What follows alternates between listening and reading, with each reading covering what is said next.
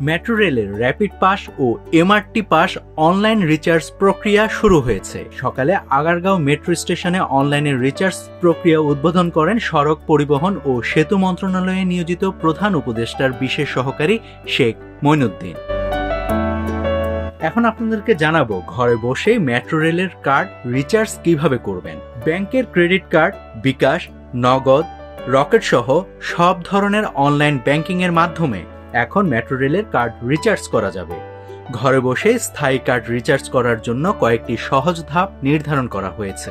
এই পদ্ধতিতে ডিটিসি এর তৈরি নতুন ব্যবস্থায় প্রথমে ওয়েবসাইট বা মোবাইল অ্যাপে নিবন্ধন করে লগ ইন করতে হবে। রিচার্জ অপশনে গিয়ে বেছে নিতে হবে র্যাপিড পাস নাকি এমআরটি পাস রিচার্জ করা হবে। এরপর ব্যাংক কার্ড বা মোবাইল ব্যাংকিং এর যে কোনো পেমেন্ট মাধ্যমে নির্বাচন করে টাকা পরিশোধ করতে হবে। পেমেন্ট সফল হলে স্টেশনে স্থাপন করা নতুন যন্ত্রে কার্ড স্পর্শ করলেই রিচার্জ সম্পন্ন হবে। ডিটিসি এর সূত্র জানায় প্রতিটি স্টেশনে দুটি করে মোট 32টি যন্ত্র 21 ও 22 নভেম্বর উত্তরা থেকে মতিঝিল পর্যন্ত 16টি স্টেশনে স্থাপন করা হবে।